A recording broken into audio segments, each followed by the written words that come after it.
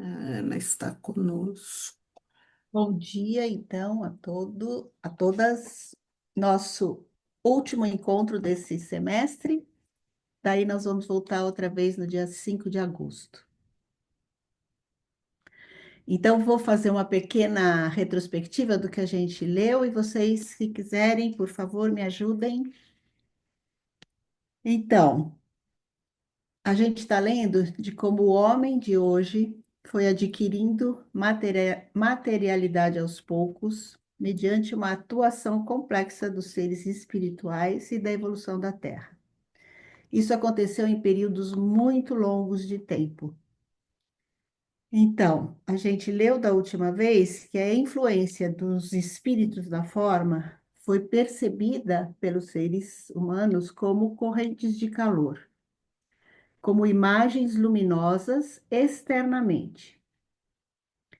E o germe humano que está se desenvolvendo, o que acontece? Essas imagens vão empalidecendo aos poucos e ficam como recordações, né? E aí tem a atuação também dos arcanjos, que são os espíritos do fogo. As percepções sonoras são percebidas como sons exteriores e também, ao longo da evolução, ficam como recordações. Isso através dos anjos. As sensações gustativas também são percebidas nesse estado ainda que é incorpóreo do ser humano, e isso eles recebem o ser humano recebe do elemento líquido. Então a forma já está se desenvolvendo, o homem sente os efeitos calóricos, luminosos e sonoros aí. E tem aí então um rudimento do homem, onde a cabeça é mais desenvolvida e os demais órgãos são vistos como apêndices sombrios e indistintos, e isso tem a ver com a condição terrestre de cada ser. Quando houve a separação da Lua, os descendentes que não encarnaram, porque eles ficaram numa condição mais solidificada, eles ficam no nível inferior aos humanos. E isso, quem não acompanha, eles vão para outros planetas, né? Marte, Júpiter e Saturno. Então, no desenvolvimento externo, a Terra, então, é essa expressão física do organismo anímico e espiritual. Então, acho que também isso traz uma imagem para a gente, né?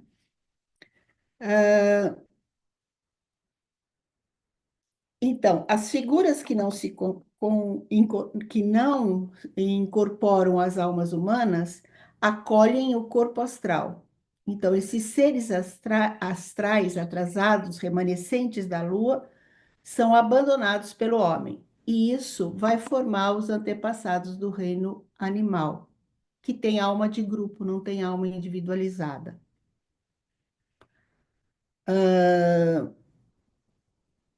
E na Terra, o homem se torna então esse ser anímico, espiritualizado, cujo corpo astral se articula então com a alma da sensação, a alma do intelecto e a alma da consciência. E aí, nessa fase, os espíritos do fogo doam ao homem o eu. Então, cada vez que o homem abandona o corpo físico, ele se encontra no mundo espiritual e encontra-se com seres que, nas evoluções de Saturno, Sol e Lua, doaram o corpo físico, o corpo etérico e o corpo astral. Então, essa experiência do eu, quando repercute na Terra, o ser humano, né, esse ser, sente como uma unidade com o mundo espiritual, mas também ele já está ligado a um eu. Então ele tem essa dupla sensação, vamos dizer assim. Que mais? O reino mineral, então, surge da solidificação, quando a Lua se separa da Terra. São os seres atrasados de Saturno, porque Saturno é o responsável pela formação do corpo físico, né? Da mineralização, vamos dizer assim. E no desenvolvimento interior, que a gente começou a ler agora, ele fala dos seres terrilunares, que são os seres que atuam sobre o eu, em conjunto com o corpo físico, corpo etérico e corpo astral. E esses seres têm a possibilidade agora de refletir a configuração do universo. É como se surgisse uma consciência da evolução lunar que se converte na reprodução do universo. Então, porque a Lua é o espelho, né, do universo. Então, ela espelha tudo aquilo que vem lá de cima. E essa evolução vai continuar e vai trazer, então, uma consciência mais autônoma e livre para o ser terrestre. Então, é um processo extremamente complexo, que a gente vai fazendo imagens aos pouquinhos. E quando a gente traz para a vida atual, isso faz todo o sentido, né? Como a gente já falou da última vez. Se vocês tiverem alguma coisa a mais, por favor, senão vamos continuar a leitura. E quem quiser ler também, por favor.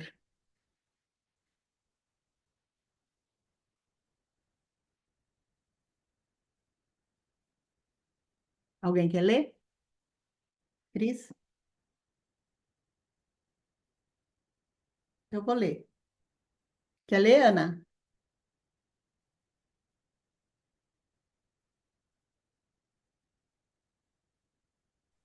Bom dia. Dia. Parou na página 180, no primeiro parágrafo, é isso? É Parágrafo. difícil expressar, é isso É mesmo? difícil, é difícil, isso. É difícil expressar em linguagem corrente como eram os efeitos das caracterizadas entidades espirituais sobre o homem nas referidas eras primordiais. Não devemos imaginá-los como as atuais influências da natureza, nem tampouco como a atuação de um homem sobre o outro, quando o primeiro, por meio de palavras, desperta no segundo forças interiores de consciência, pelas quais o segundo aprende a compreender algo ou é incitado a uma ação moral ou imoral. O citado efeito nessas eras primordiais, perdão, não era uma atuação da natureza, e sim uma influência espiritual, porém atuando também espiritualmente e, nessa condição, transmitindo-se dos elevados seres espirituais ao homem, de acordo com o estado de consciência humana de então. Ao se imaginar o assunto como um efeito da natureza, não se fará jus à sua verdadeira essência. Se, ao contrário, for dito que as entidades com a antiga natureza lunar se aproximarem do homem a fim de conquistá-lo sedutoramente para suas próprias metas, estará sendo empregada uma expressão simbólica, válida enquanto se mantiver consciência de seu caráter alegórico, tendo presente que, detrás do símbolo, existe uma realidade espiritual. Confusinho, né? Ele está dizendo da dificuldade da gente elaborar isso, de ter uma linguagem adequada a isso, né? E sempre pensando nesse aspecto espiritual, e sempre com essa imagem, lembrando, levando para o lado espiritual, não como algo concreto, pelo menos foi isso que eu entendi. Então, não tem valores morais e imorais, seria isso? Não tem nada estabelecido. Não como a gente pensa hoje, Tá, né? entendi. Pelo que eu entendi, né? A atuação que os seres espirituais estacionados no estado lunar exerciam sobre o homem teve para este uma dupla consequência. Sua consciência foi, com isso, despida do caráter de simples espelho do universo, pois no corpo astral humano foi estimulada a possibilidade de regular e dominar as imagens da consciência. O homem se tornou senhor de seu conhecimento. Por outro lado, o ponto de partida dessa soberania era justamente o corpo astral e o eu, que lhe era superior, veio a ficar sob sua contínua dependência. Assim, o homem ficou, para todo o futuro, exposto à incessante influência de um elemento inferior em sua natureza. Ele pôde, em sua vida, descer a um nível inferior àquele em que os seres terrelunares o haviam colocado, dentro do suceder universal. E para as épocas posteriores substituiu, sobre sua natureza, a incessante influência dos caracterizados seres lunares irregularmente evoluídos. Pode-se chamar esses seres lunares, ao contrário dos outros que, atuando da lua terral, formavam uma consciência como espelho do universo, mas não concediam qualquer livre-arbítrio de espíritos luciféricos. Estes ofereceram ao homem a possibilidade de desenvolver em sua consciência uma atividade livre, mas com isso também a possibilidade do erro, do mal. Então, entraram aqui os seres luciféricos, como aqueles que estão atrasados no desenvolvimento, que dão a possibilidade do livre-arbítrio para o homem também, mas de cair no erro, porque daí a gente vai ver o que, que eles vão querer da gente. Esses Porque seres luciféricos não são aqueles que perderam esse processo de evolução, não tem nada a ver. o que eu entendo é que perderam o processo de evolução, Tá, né? E, tá. e eles, exatamente porque eles perderam esse processo de evolução, eles dependem agora do homem. E como eles estão nessa esfera do corpo astral, do pensar, né? Do nosso pensar, então eles vão querer aí. Vamos ver. Daqui para frente, acho que ele vai falar sobre isso. Tá. A consequência desses processos foi que o homem estabeleceu com espíritos solares uma relação diferente daquela que lhe fora destinada pelos espíritos terrelunares. Estes queriam desenvolver o espelho de sua consciência de tal forma que, em toda a vida anímica humana, a influência dos espíritos solares fosse o elemento predominante. Esses processos foram intercortados, tendo-se criado no ser humano o contraste entre a influência do espírito solar e a influência dos espíritos com evolução lunar irregular. Em decorrência desse contraste, surgiu no homem também a impossibilidade de reconhecer as influências solares físicas como tais. Estas permaneceram para ele ocultas atrás das impressões terrestres do mundo exterior. O elemento astral do homem, repleto dessas impressões, foi atraído para a esfera do eu. Esse eu, que de outra forma só havia notado a centelha de fogo acendida nele pelos espíritos da forma, e em tudo o que concernia ao fogo exterior, submetera-se aos mandamentos desses seres. Passou desde então a atuar, também graças ao elemento infundido nele próprio, sobre os fenômenos calóricos exteriores, perdão. Com isso, estabeleceu um laço de atração entre ele e o fogo terrestre, inserindo assim o homem na materialidade terrestre mais profundamente do que ele fora predestinado. Enquanto anteriormente o homem possuía um corpo físico, cujas partes principais eram constituídas de fogo, ar e água, e ao qual se acrescentara algo como uma silhueta de substância terrestre, agora o corpo composto de terra tornou-se mais denso. E, enquanto anteriormente o homem, mais do que um ser sutilmente estruturado, encontrava-se sobre o duro solo terrestre numa espécie de movimento flutuante, a partir de então teve de descer da periferia terrestre para as partes da Terra que já estavam mais ou menos solidificadas. Ô, Eliana, desculpa. Eu posso fazer uma questão? Claro. No término do parágrafo anterior, eu vou ler como que está aqui no meu, né? Ai, meu Tá, Deus.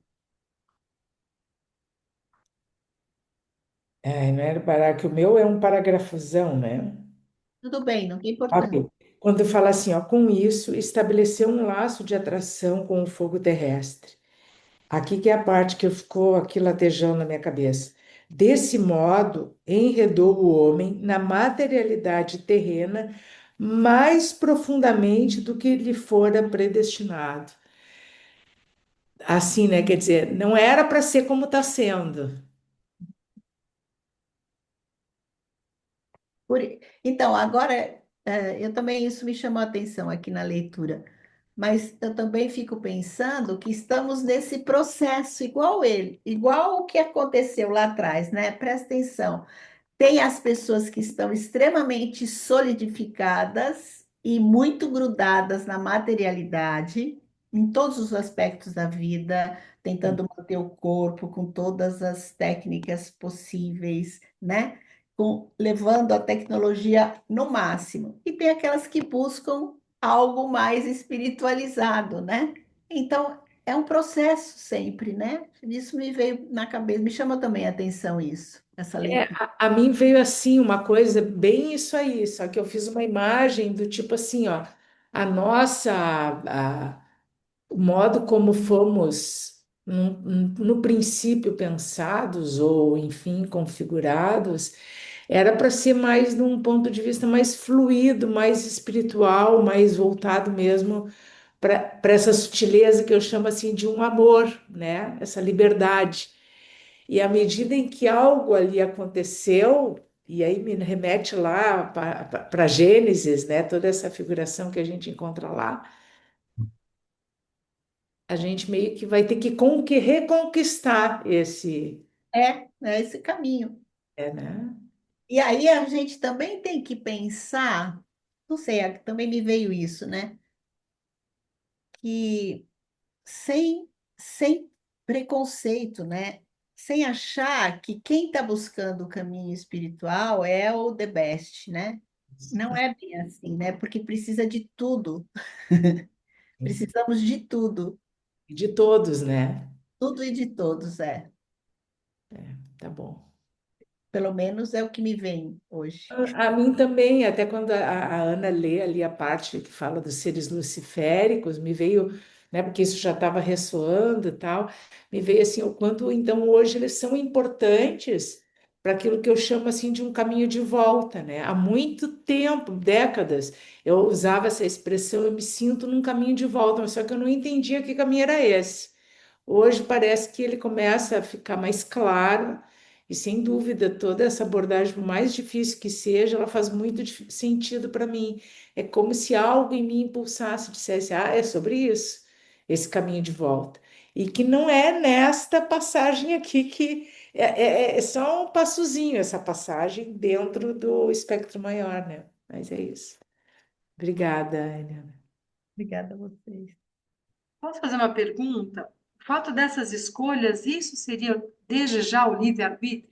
Porque tem alguns espíritos que não fazem esse percurso da forma estabelecida. É isso? Acho que sim. A gente começa a ter essa possibilidade do livre-arbítrio. Por isso também esse, não sei se a palavra é a correta, confronto ou o reconhecimento dos seres luciféricos, porque eles trazem essa possibilidade da gente ter uma certa autonomia em relação ao nosso pensar, Tá. né? Senão, se a gente não tem esse contraponto, a gente não tem como perceber tudo isso. Não tem significado, né? Pelo menos assim que eu entendo. Entendi. Aí me vem, eu me acho muito engraçada, né? Porque daí tu fala isso, já me vem a música, eu tenho muita coisa com a música, né? Então daí não existiria som se não houvesse o silêncio. A música do Lulu Santos, né? Não haveria luz se não fosse a escuridão, né? É lindo, e é isso. Aí, A gente tá nesse emaranhado mesmo, é vivendo isso. sim. Ana, você está sem som. Ah, é. Esqueci de ligar. Eu acho legal a gente perceber que a gente é a primeira hierarquia que tem um livre-arbítrio. É, sim. Então, isso é de uma importância tão grande, né? Até a nona hierarquia angélica, eles foram definidos e determinados para determinada função. Então, aí eu concordo com a Eliana, quando a gente tem que ver os luciféricos de uma forma diferente do que a gente vê normalmente. Na verdade, não só os luciféricos, os arimânicos também, né? Porque olha aqui, Ah, onde a ainda gente, vamos chegar lá. olha onde a gente está estudando, olha essa possibilidade, né? Muito bom. Vamos continuar? Vamos. É interessante que não vê tudo como negativo, né? Não. A possibilidade de terem surgido efeitos físicos das descritas influências espirituais fica explicada pela natureza dessas influências referida acima. Não se tratava de influências naturais nem daquelas que atuam animicamente de pessoa para pessoa. Estas últimas não inserem seu efeito tão profundamente no corpóreo como as forças espirituais em questão. Pelo fato de o homem se expor a influências do mundo exterior, conforme suas próprias representações mentais, sujeitas a erros, e por viver segundo apetites e paixões que ele não deixou regular pelas influências espirituais superiores, surgiu a possibilidade de doenças. No entanto, um efeito especial da influência luciférica foi que, de então em diante, o homem já não podia sentir sua vida terrestre individual como continuação da existência incorpórea. A partir daí, ele recebia impressões terrestres que podiam ser vivenciadas por meio do elemento astral infundido e se ligavam às forças que destruíam o corpo físico. O homem sentia isso como a extinção de sua vida terrestre. E assim surgiu a morte, causada pela própria natureza humana.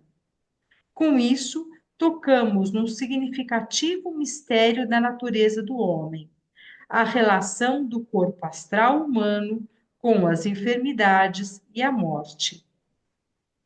Mas já tinha apetites e paixões naquela época? Fica confuso.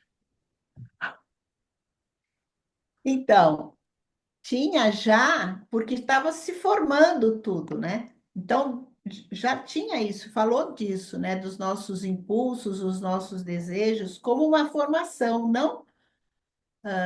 não como a gente talvez entenda hoje, mas isso já estava como germe.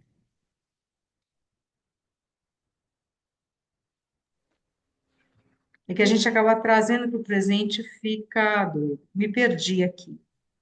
Espera um É pouquinho. interessante quando ele faz essa ligação, né, entre o corpo astral e o adoecimento e a Uhum. morte. A gente sabe que a doença vem do corpo astral para o corpo físico, mas Sim. só que a gente não sabia a lógica que como isso funcionava. Uhum. Pode continuar? Ia falar, Cris? Você ia falar? Cris? É, não sei se é bem isso quando a Ana Rita fala, se lá já tinha interesses e paixões, né, desejos e paixões. Como estava tudo no começo, a materialização no início, talvez fosse assim um começo de despertar de um interesse pela coisa material que estava surgindo. Não sei Sim, se ajuda, mas eu penso assim, me veio essa imagem que de repente assim, porque antes recebíamos tudo, né? O ser humano recebia tudo e ia vivendo, era o paraíso. E daí começou a surgir, imagino eu, assim, um interesse pela coisa material, por ele, e não mais inspirado pelo mundo espiritual. Não sei se faz sentido. acho que faz, sim. Obrigada, Cristina. Posso continuar? Sim. Para o corpo vital humano, surgiram, então, circunstâncias especiais. Ele foi integrado numa tal relação entre os corpos físico e astral que, em certo sentido, viu-se subtraído às faculdades das quais o homem se havia apropriado pela influência luciférica. Uma parte desse corpo vital permaneceu de tal maneira fora do corpo físico que agora podia ser dominada pelas entidades superiores e não pelo eu humano. Essas entidades superiores eram aquelas que, quando da separação do Sol, abandonaram a Terra para, sob a direção de uma das mais elevadas entre elas, assumir outro domicílio. Se a referida parte do corpo vital tivesse permanecido unida ao corpo astral, o homem teria colocado a seu próprio serviço as forças suprassensíveis que anteriormente lhe pertenciam. Teria estendido a influência luciférica a essas forças. Com isso, se teria afastado gradualmente dos seres solares e o seu eu se teria tornado um eu puramente terrestre.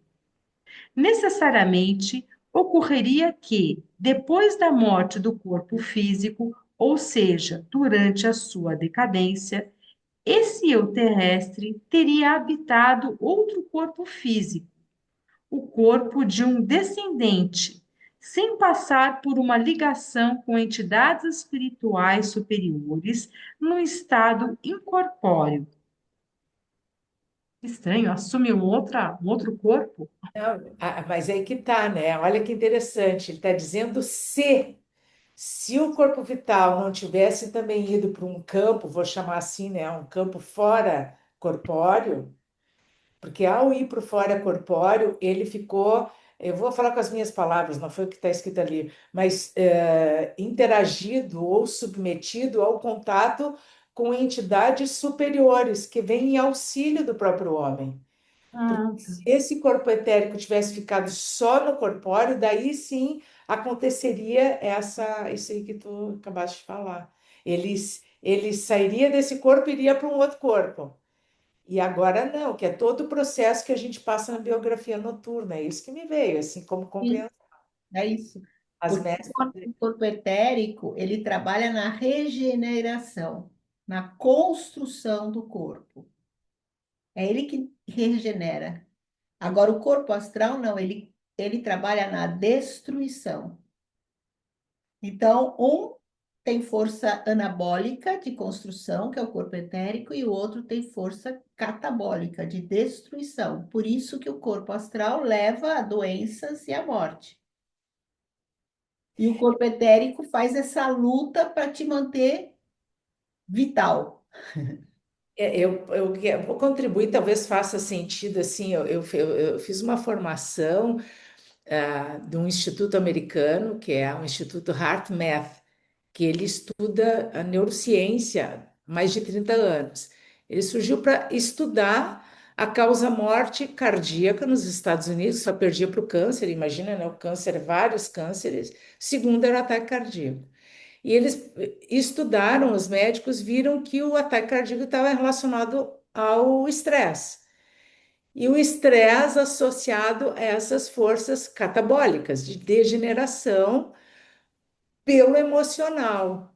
E o que que regenera, né? Dando uma simplificada assim, são essencialmente as técnicas de coerência cardíaca, porque é o coração, através da respiração, que consegue no nosso neurosensorial trazer o equilíbrio das forças regeneradoras. E da onde que a gente tira a respiração? Da onde que ela vem?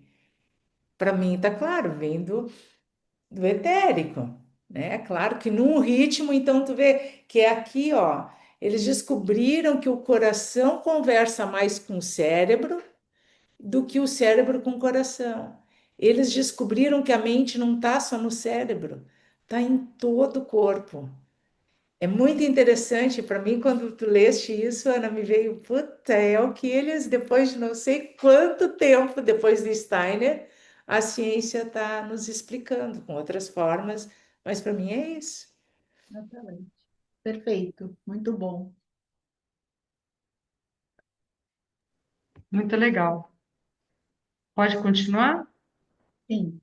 O homem teria assim chegado à consciência de seu eu, mas apenas como eu terrestre. Isso foi evitado graças àquele processo com o corpo vital provocado pelos seres terrilunares.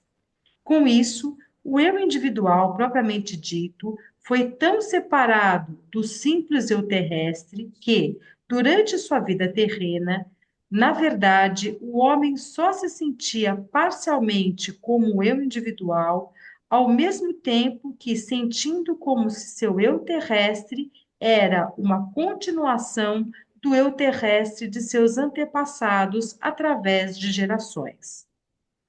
A alma sentia, na vida terrena, uma espécie de eu grupal, estendendo até os antepassados remotos, e o homem tinha a sensação de ser membro do grupo.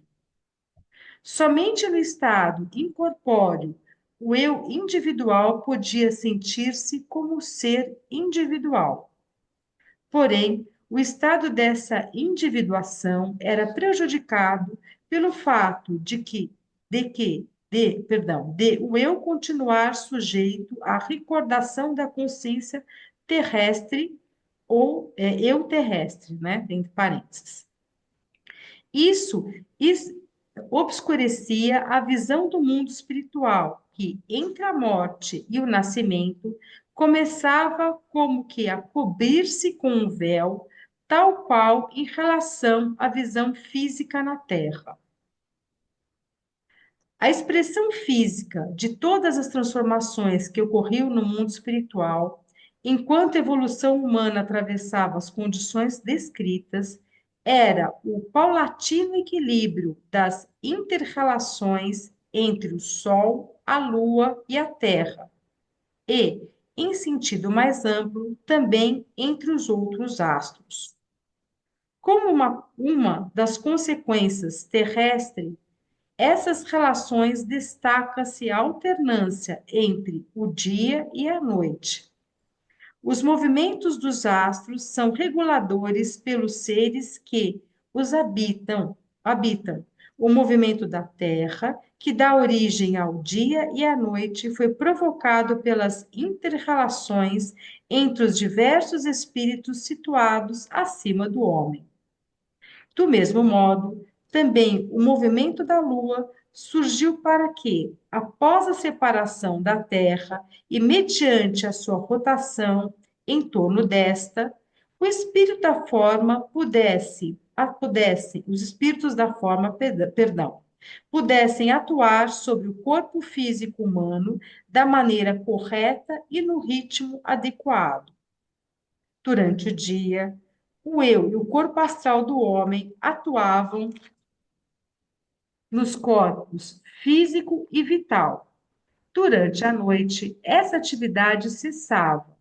Então, o eu e o corpo astral saíam dos corpos físico e vital, ficando nesse período inteiramente no domínio dos filhos da vida, anjos, dos espíritos do fogo, arcanjos, dos espíritos da personalidade e dos espíritos da forma.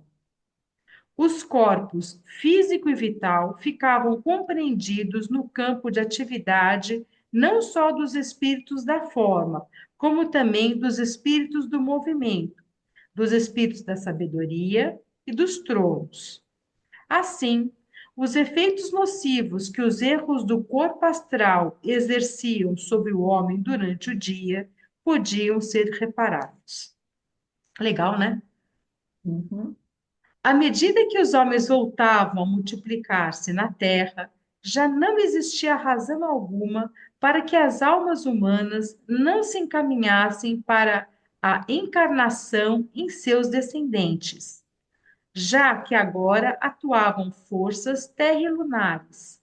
Sobre sua influência, formavam-se os corpos humanos inteiramente adequados à encarnação de almas humanas.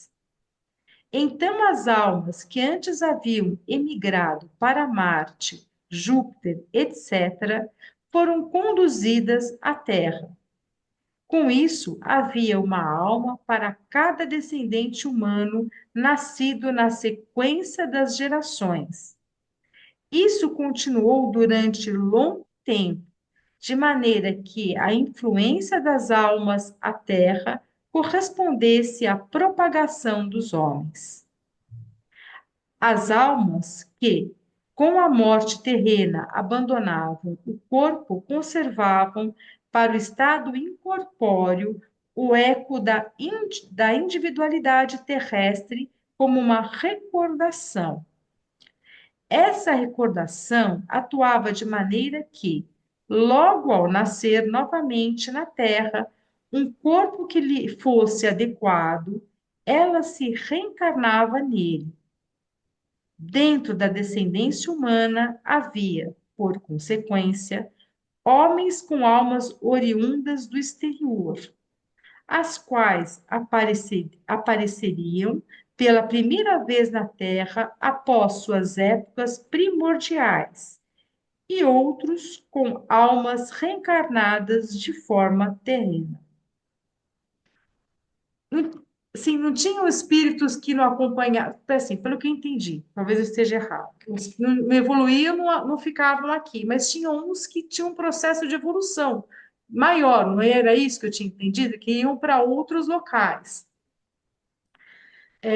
Essa volta terrena, parece, assim, eu entendi que você tem contato como se fosse com esses espíritos mais elevados em outras faixas e volta nessa individualidade, é isso? Eu entendo que é assim mesmo, né? Que você passa por esse. Então, se a gente pensar nesse processo do pós-morte, você vai chegar até lá Saturno, depois as estrelas, o encontro com o grande guardião, né? E depois você decide voltar, passando por todas as esferas outra vez, né? Então ele está falando desse processo nosso mesmo, né? De quando a gente sai, passa pelos planetas e volta. É que eu tinha entendido que era uma influência só de uma entidade X. Não é isso, é a passagem pelos planetas que a gente faz normalmente. Ó, Esse encarna não e sei desencarna. se vai fazer sentido. O que eu entendi é que lá atrás ele fala que algumas almas, né, alguns espíritos não eram muito sutis e não conseguiam viver na densificação que estava acontecendo na Terra. Então, eles foram para aqueles outros planetas que tinha uma atmosfera mais adequada para eles. Quando começou na Terra a ter um corpo em que aquelas entidades mais sutis conseguiriam sobreviver aqui, então eles foram chegando, porque aí eles tinham como viver na matéria de uma maneira mais adequada. Foi isso que eu entendi. Não sei se é isso. Eu acho que É. também pode ser isso. Não, eu tô rindo porque, de certa forma, a gente está com um monte de ET circulando por aqui, né? Exatamente. É isso também, é. É, Não, e uma é coisa bem que me curioso é, falar. desculpa, pode falar, Eliana. Não, não, é isso que a Ana trouxe agora, né? Também me vem essa imagem, né? Que a gente está rodeado de seres que estão em evolução, aqueles que estão atrasados, né? Então, eu acho que é também isso. É, Assim como nós estamos rodeados de seres que já estão adiantados, né? Que a gente pode, assim como o Cristo é o Cristo, é o, né, o solar, mas tem outros que também refletem com mais intensidade, e já estão mais próximos. Vou chamar dessa forma dele, né? Por favor, põe muitos parênteses aí ao meu jeito de falar, né? Muitas aspas. Mas é isso que me vem, né?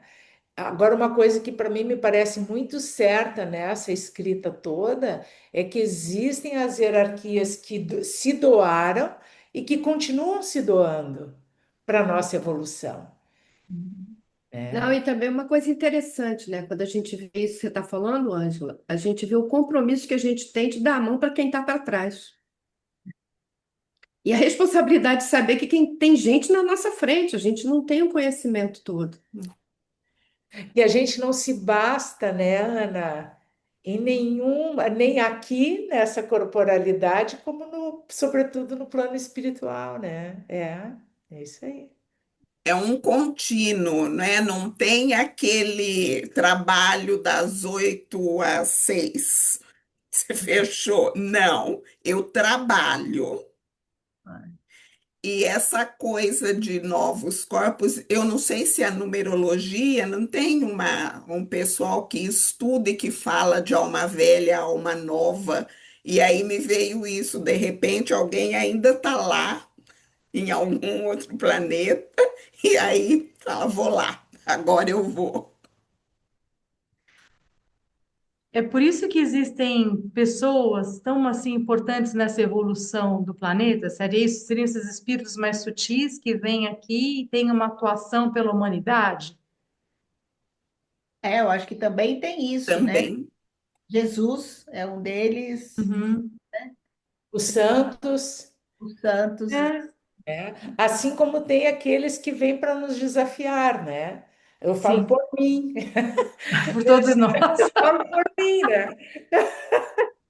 Ai, ai, a gente, em particular, a gente vive, eu vou falar por mim de novo, esse momento, né? É um momento em que é o que disse a Cris, da hora que acorda, a hora que, inclusive, talvez enquanto dorme, né? É de estar sendo assistida, mas depende muito de como eu vivo esse período que eu estou acordada, né?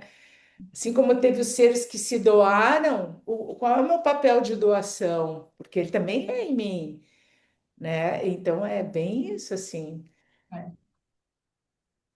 tá? E o amor altruísta, para mim, é muito bonito em tese, mas eu tenho seres nesse exato momento que eu olho e digo, meu Deus, como é difícil, Senhor, amar essa pessoa.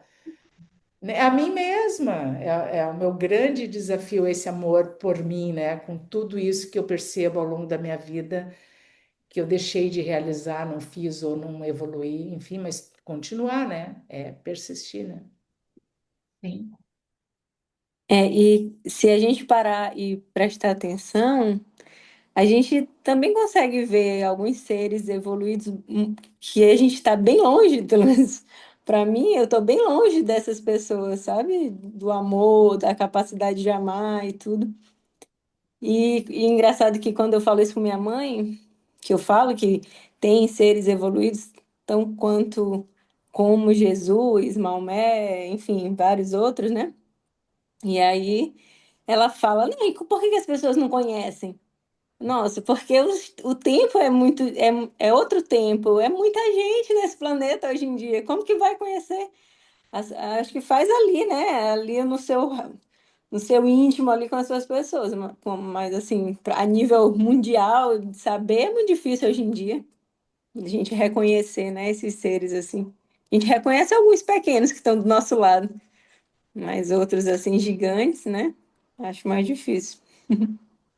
É. Acho que nós podemos parar a leitura aqui. Aonde parou, por favor? Parou no último parágrafo da 184. É. Vai começar na sequência da evolução terrestre. Tá, Retomaremos daí. tá.